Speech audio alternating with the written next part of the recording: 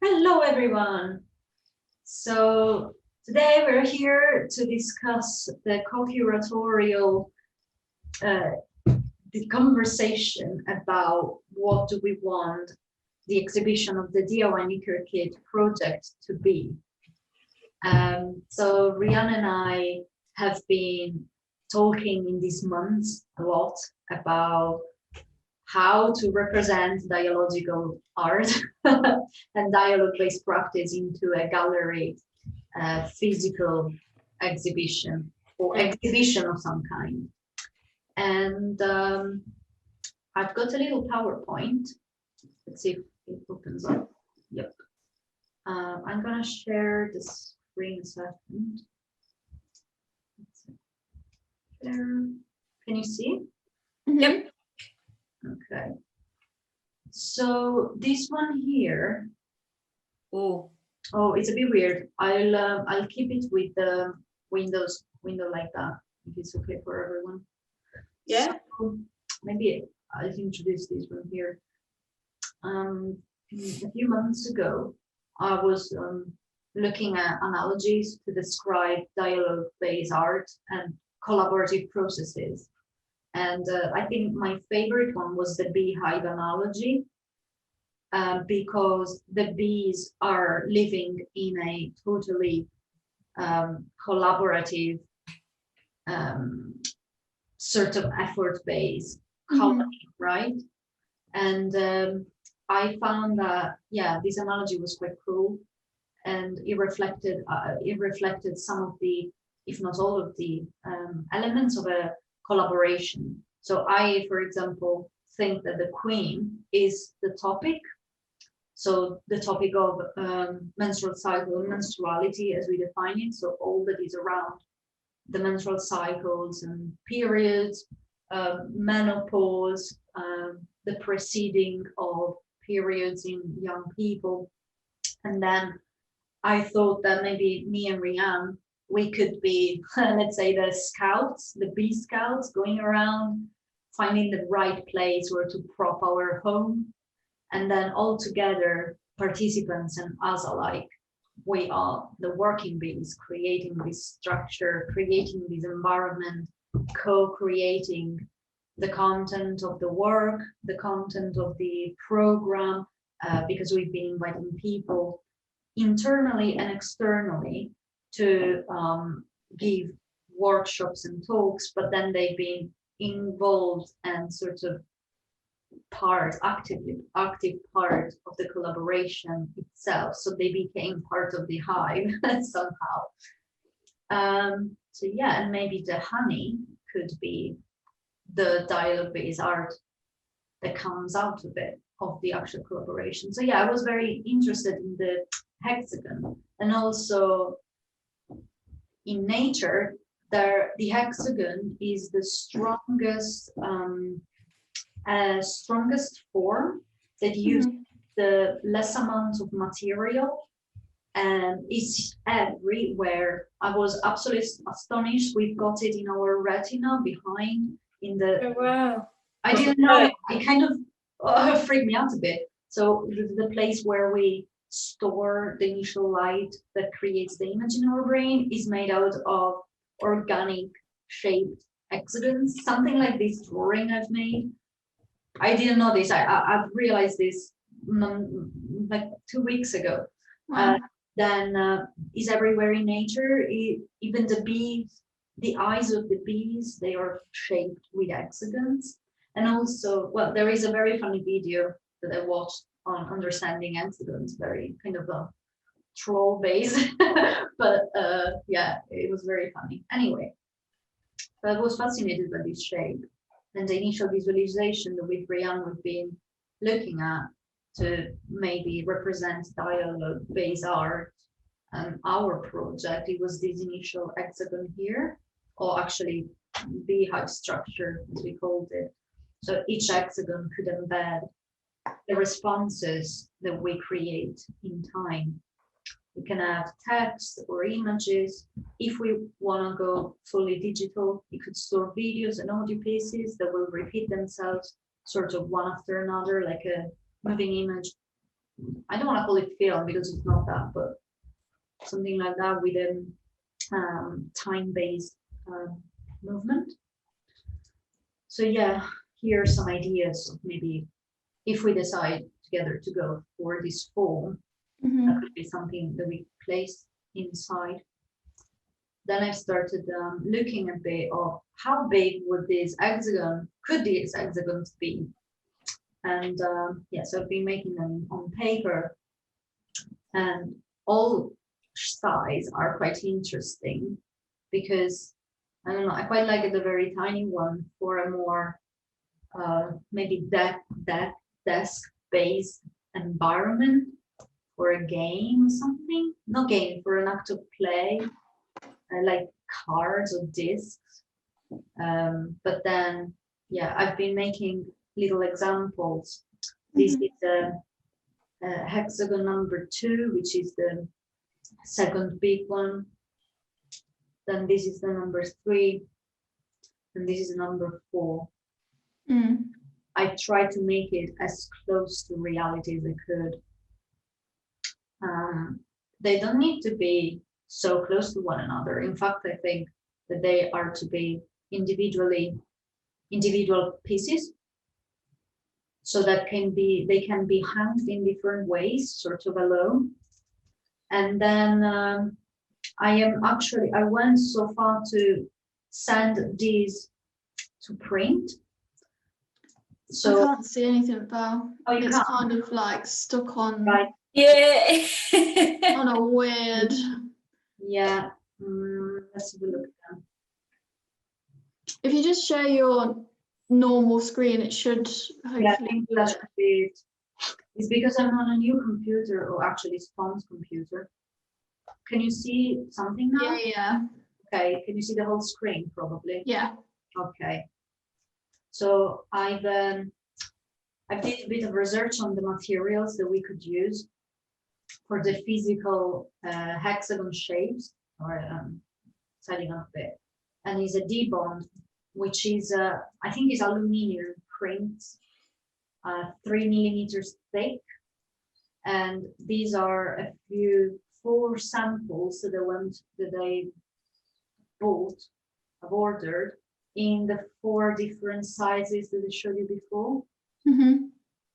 So just to understand a little bit if this idea is interesting, or how do they look like. Okay, this should be it. Yeah. So yeah, and with Rianne, we were thinking it would be very interesting if we offer every participant 2 or maybe 1 or 2 or 3 hexagons per person, so we can do this all together, you know. It doesn't have to be an alone thing we send you off, but yeah, we could have 2 or 3 hexagons or 1 hexagon each, and we can decide together what to place inside. So we were very keen in at least presenting the pair of knickers, so of each one of us. Maybe if we make more than 1, we can choose 1. But then maybe it could, for me personally, it would be very, very interesting to have some text in a few of the hexagons. Yeah. And in that case, you know, it could be coming from the workshop on written words on perception of menopause, because we had the opportunity to explore words in the sense, in the context. It could even be feedback from the participants, and or something else that I'm not thinking about. I think like the biggest reason why we're opening it up to everyone is, one, because it is, the participants are also having a key part in the presentation of the piece, you know, is their artwork. Yeah. But also to open up sort of other ways, different ways of presenting as well. So do you have any ideas of where this could go afterwards? Do you have any ideas of like what would be your interpretation of presenting people's artwork and things like that? And what do you think of the hexagons? And I think that's basically what we're asking at the moment. I think the hexagons definitely work. There's like a real collaborative feel to it, whereas like when you're kind of in an exhibition, if you were to put everyone's pants or whatever their responses were, I suppose what I'm trying to say is like when it's in a hexagon, you can't really tell where one person's work finishes and the other person starts. And I think that kind of works really well with this collaborative idea, especially if you kind of mix it up as well. And it's not necessarily like there's a clear definition. I think that does work really interesting. So yeah, I definitely think the hexagon idea works for sure. Brilliant. Yeah, and I was also thinking, do we need to place the name of the maker by the individual hexagon? And I thought, I don't think there is a need to do that. We, what I want is the acknowledgement of everyone involved, but to have a piece of paper, like the statement of the artwork in the gallery space, mentioning every person that has showcased with us, that has been participating in the project. And because we also have our website, which is also going to be there. It can if we think it's valuable. Let's see, I'm gonna open again I think you could kind of argue that like every person's piece of work is almost inspired by everyone in a way. So like, for example, like through the workshops that we've done, work that we've responded to in the workshops, you could equally kind of argue that Rianne's conversation on the seasons has inspired that piece of work. So they're just as entitled to, you know, kind of claim it in a way. So I think there is a real sense of collaboration between everyone because, yeah, for sure. I think one thing I want to ask is like the original, well, in my sense, my original visualization was to have the physical knicker pieces exhibited in some way. And of course, due to COVID and the restrictions, it's not too sure if we'll be able to even have a physical exhibition or not. Right. I suppose that's what we're trying to work out. Yeah. So I think what the question I wanted to ask really is, if you had the option to present the physical knickers as well, how would you present them? How would you exhibit them, Amber? So something that we're doing at the minute at NPMD, which I've found really interesting and I think was quite a different take on what a lot of galleries have done, is a lot of galleries have kind of gone down this virtual exhibition route, and the work feels kind of flat. You know, when you kind of go into this space, you're moving around, but the work feels very flat against a very clearly virtual wall. Yeah. And it just doesn't kind of put you in that space the way that I think it's intended to do. You know, and something that NPMD have done with our recent exhibition is we've actually created a physical exhibition, and we've hired a videographer to go around the exhibition and film it as if you are coming from the town centre and kind of walking into the gallery and then looking at the work, and this real kind of sense that you are the camera, getting really up close to the sculptures and kind of moving away again. And it's quite interesting really, because that feels to me a lot more physical and connective that we're going to get.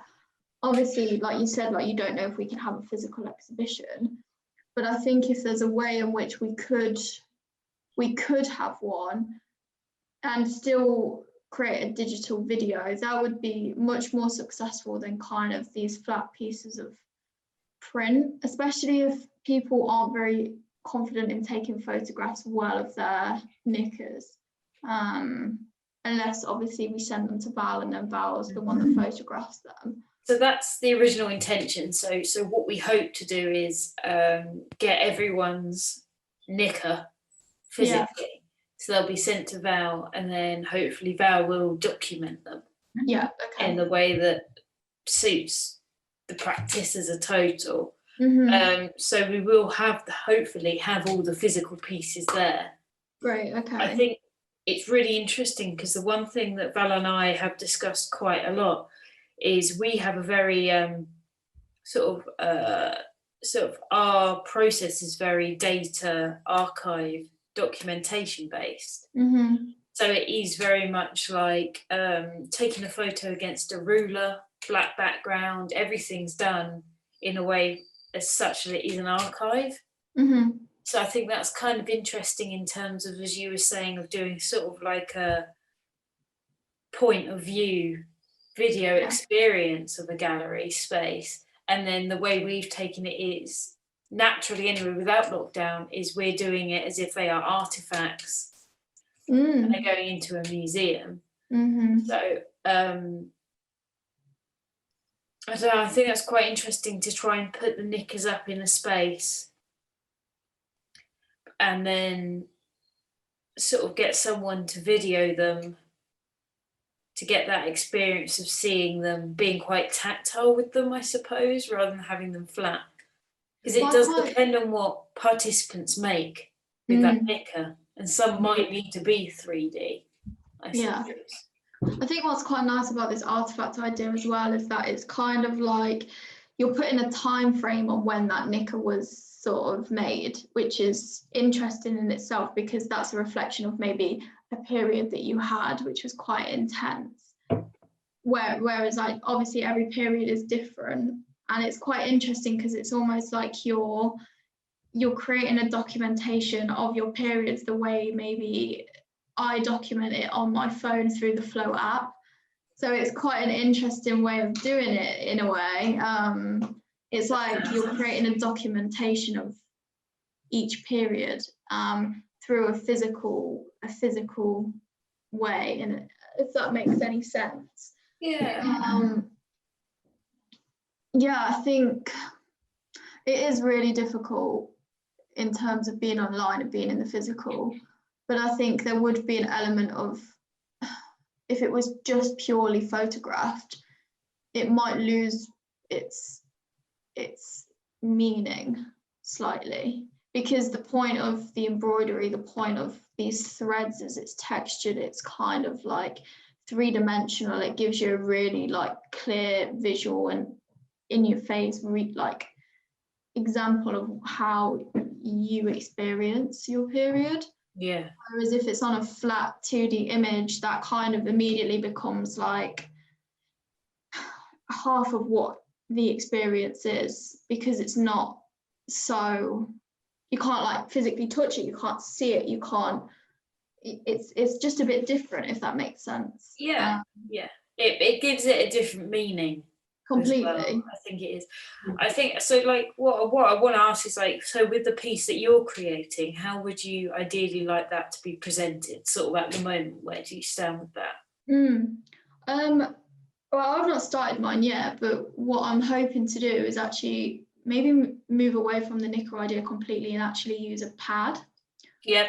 And I want to create it three-dimensional, so there's like a three-dimensional aspect to it, so I would see it in a physical space, because that way you can kind of like move around it and there's like a real idea behind it, I suppose.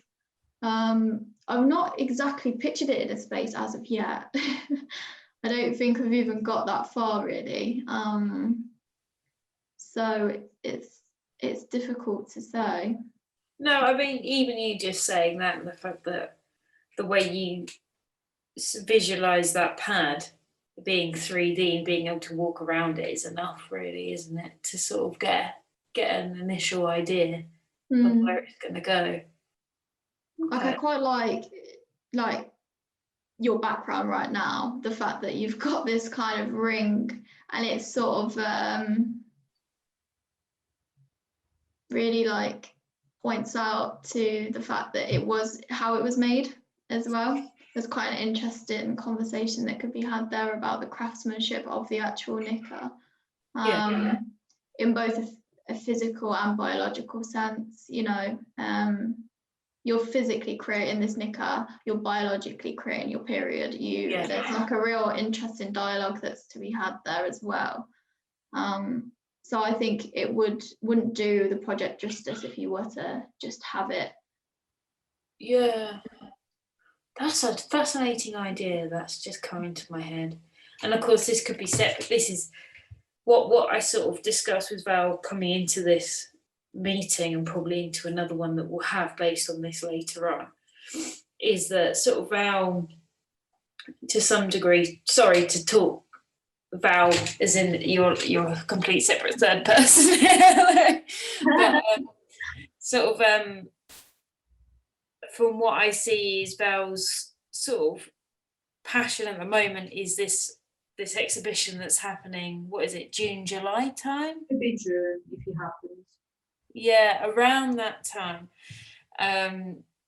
Whereas the way I see it for myself is I'm like, right, well, what can we do in the future as well with these pieces, and where can we push it? And I think what you said there is that link with the biological and creating the period, and then that very physical creation outside of the body of the knicker or the piece in response, and how that is presented.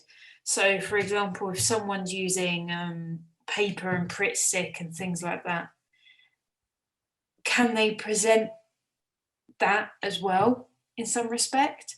Can they recreate that space, a small space in which, so like having the Pritt stick there, or having, do you know what I mean, some way of you seeing how that is created? Because to some respect what we're doing is a process-based art piece, so it's like linking that process and technique into that piece as well somehow. Well, the process begins biologically, because you can't respond to you know, in this piece without, you know, having this experience first.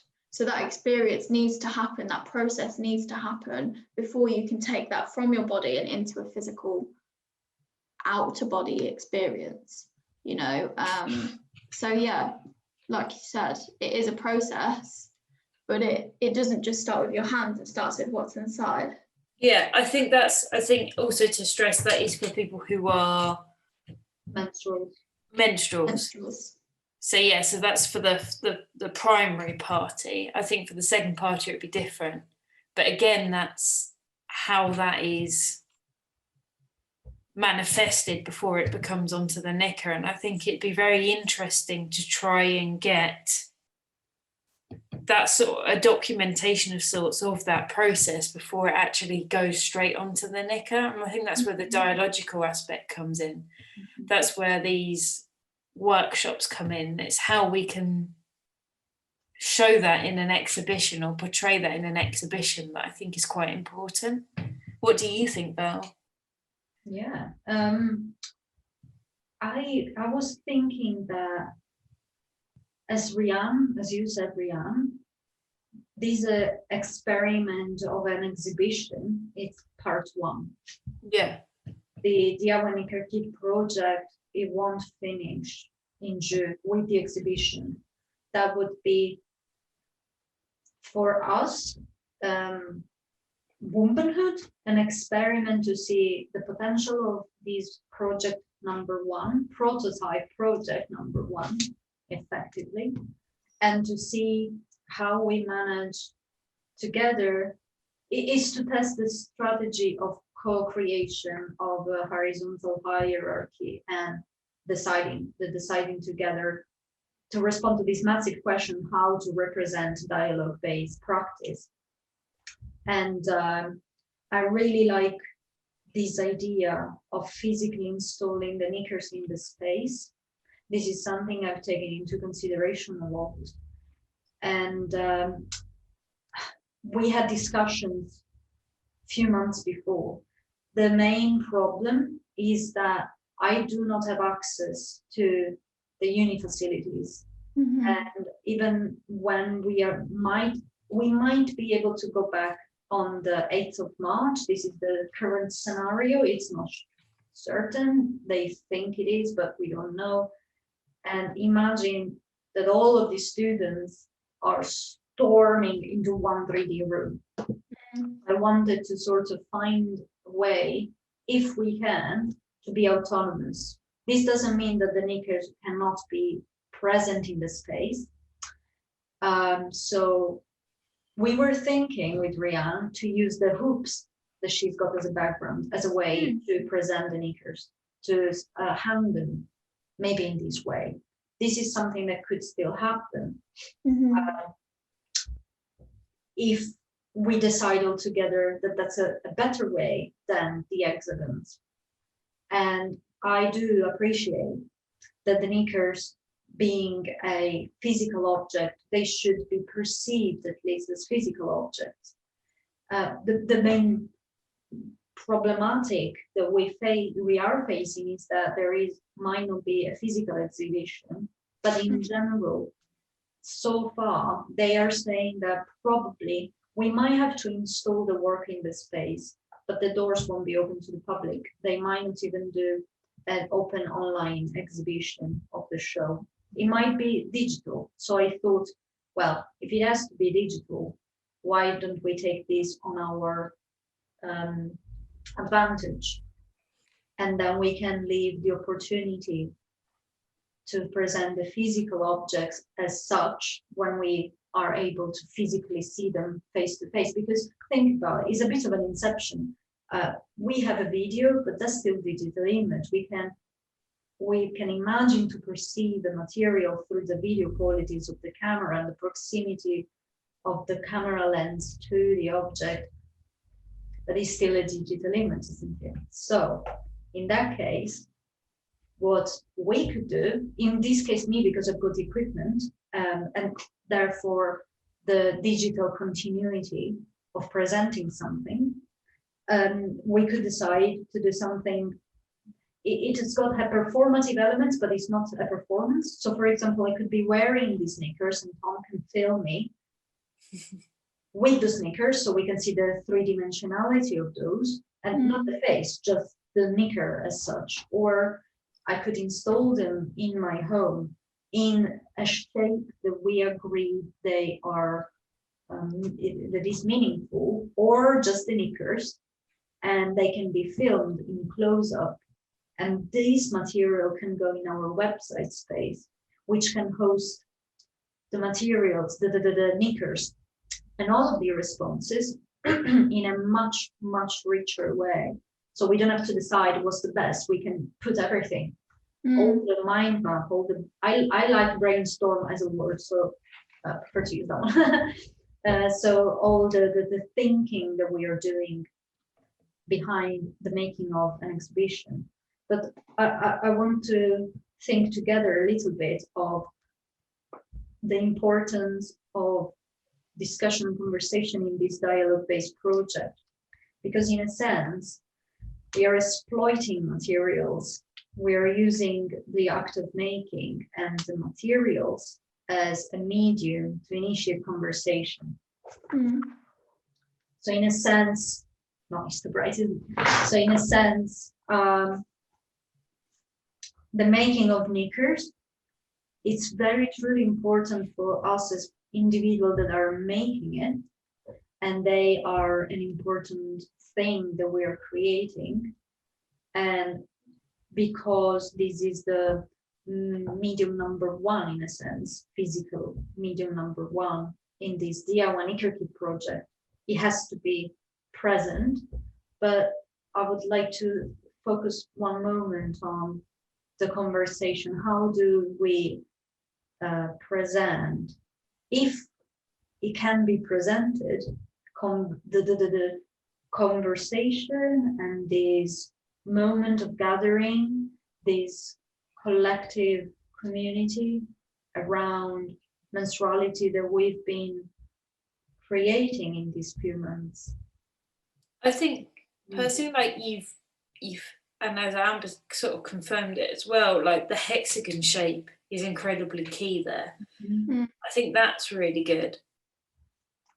And I also think it is very difficult to present visually a conversation without doing what we're doing, where we're making it public on a website, you know, giving the audience an opportunity to see it if they want.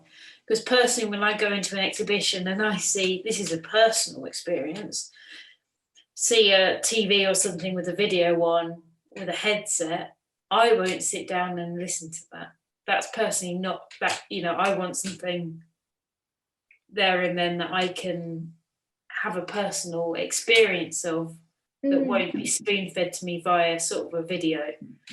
I think as well, just to touch on that point, like a video with a headset then turns from sort of like a conversational piece into a very isolated piece, because you are by yourself with the headset listening to something. You're not actually like engaging with the conversation. I suppose that's really difficult at the moment because of COVID. But I remember, Val, when we initially started speaking about this, about having that space. So the exhibition is the space, isn't it? So having the seats and the throw and having everything there. Sort of sofa, living room. And hosting conversations in there. And I suppose that is like the ultimate situation we could have there, as we create this space. And that becomes part of the exhibition, part of the piece, where people can sit down and talk. I'm wondering, what about doing a live feed projected into the exhibition space of a conversation that we have during the exhibition? I was thinking that. I was thinking of maybe like a podcast that's kind of played over the exhibition of us having a conversation.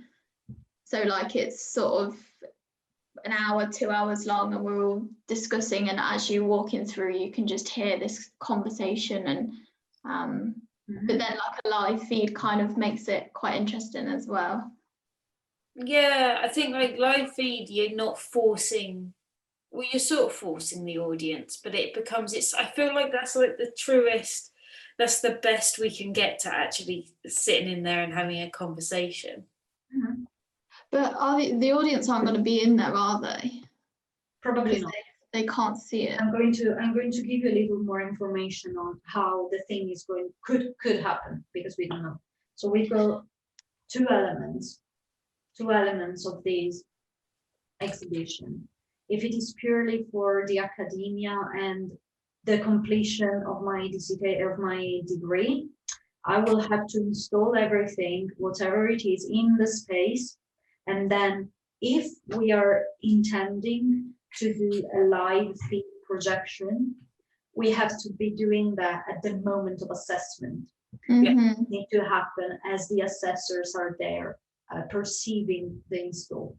If we want to have a pre-recorded series of conversations, which could be all that we've been talking so far, that is currently on the website, I can make a massive video that will go 16 hours, and that is it. So that can go on and on. That could be done, and it doesn't need us to be physically interacting in that very moment. But I was thinking, say that I am in the open exhibition, and as a viewer, I am there. The live feed is good if I can interact in that moment in the gallery. So if I can sit there or be there in that Zoom, so say that there is a fourth video camera that is filming the exhibition room. And if there is someone passing by, then he can decide to stay with us without headset, because we need to be able to go in the room with the audio feed. And then this person need to be able to connect with us live. If we decide to have a podcast which is pre-recorded, then we won't be having this potential conversation with the people present in the gallery space. I I suppose, like it's tough, isn't it? Because that's all GDPR nightmare, doing it. things that way. That's also one thing. But that's not to worry about too much, probably. I don't know. Because if I posed this question to my professor saying this is a GDPR, like, how do we go around it? It could be that they segregate the room a little bit, or I believe that there might be one-way access sort of route. So in that case, we can have a massive GDPR sort of banner or something saying this is a live recording thing, but then people might not read it. So I think that in this instance, because it's not a true exhibition or something that it is organized by the Tate, so there we will find a way to make this happen. In that sense, we can go with a podcast pre-recorded discussing about this. And which could be even this one here, which was very inception-like, or something. Maybe we can collide all of the conversations from day one to the end of this part one of the Knicker project, and that could be a monitor. So, for example, let's see. I've shared the install image on the chat so that we can see it. Guys, I'm gonna have to go soon because I've got that because you've got yours. So we just wrap it up a second. That's okay. I really like the idea of having, if it is, well, we don't need to decide it today, but in general, I think if we have even the knickers, they can be physically present in the space in a sort of container or something, so that they are physically in the space, placed in somewhere in there, so that they are there, and that's part of the actual exhibition. It's proving that we are thinking actively of how can they be there. So their presence, even if it's not on the walls, it signifies they're here. Then if we go with the hexagons, and because we might be on just a digital base or a digital based sort of experience of an exhibition, then having an image or a video filming an object is still a digital image. So why don't we go fully digital in that instance there? And then we could have, for example, a monitor playing all the videos that we've been doing.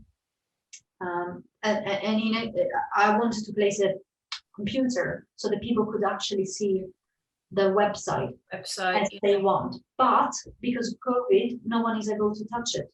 So maybe, right, even if we were allowed to open the doors, people won't be able to touch the mouse. Right? So how do we do all of this? So yeah, we can absolutely discuss this. And I have a deadline, unfortunately, which is 27th of May. No, 22nd of May. I think I need to have everything in the space already there. Okay. So so why don't we do another meeting in the week at some point, and we can like take away what we've said today and kind of have another conversation.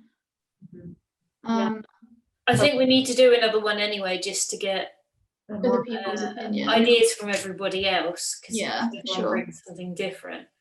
I don't know my availability, obviously, but as Val and I were saying, maybe a 6 p.m. one, just to try and capture other audiences.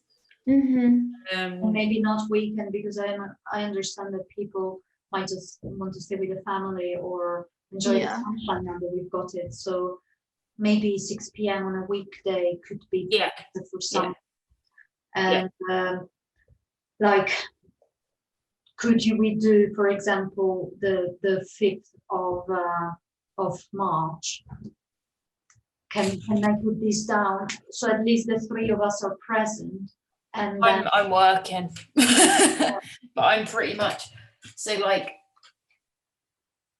Right. Okay. So you know what, Amber, is almost is 10 to 12. So I would say we have a conversation even on Instagram or on WhatsApp moment. So you Yes. can give us your availability, and Rian can discuss about our availability and try to find a good day for everybody. I mean, if Yeah. you two find a day that fits you two, I'm normally kind of available anyway. I just can't do Thursdays and Fridays in the day because I'm working.